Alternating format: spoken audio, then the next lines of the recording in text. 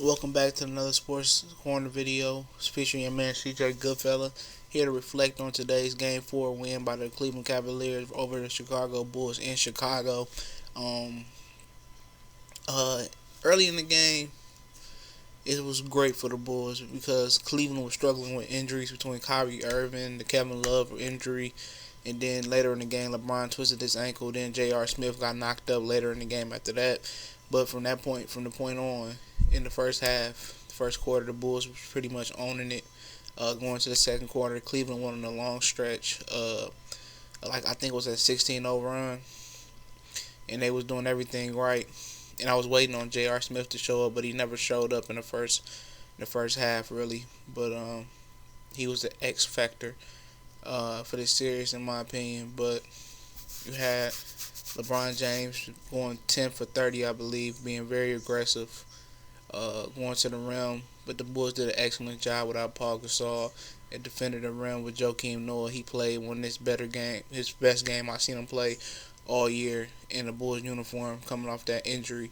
But LeBron James, LeBron James was just sticking to it. He was continuing to drive the ball to the rim.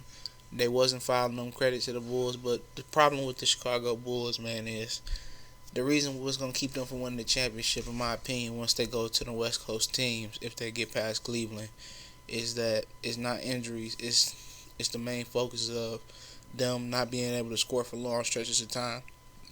And you could say today that Paul Gasol was no Paul Gasol, and that might have been a factor. But the Bulls, that's their Achilles heel, is not being able to score for long stretches.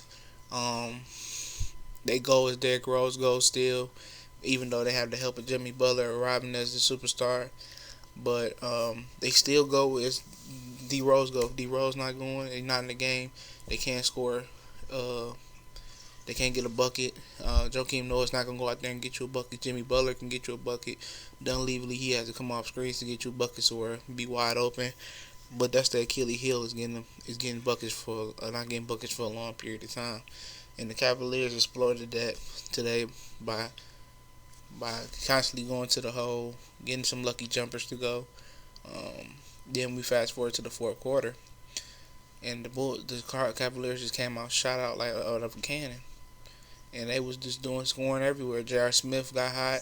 He just needed the step back jumper over whoever was over. Really got him going. Um, and the Cleveland Cavaliers was on an 11-0 run from the third quarter, the end of the third quarter to the beginning of the fourth quarter, and they really utilized the tandem of J.R. Smith and LeBron James coming down the stretch. And Kyrie Irving sat out for a while because his knee was hurting, but the Bulls came marching back with about 2 minutes to go. They was down by like 5 or 6, something like that.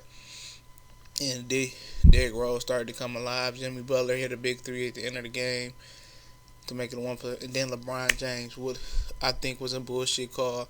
He got double teamed in the corner, and he tried to make a basketball move, and the guy flopped. I think it was Dunleavy that flopped and got that call on him. But offensive call, offensive foul.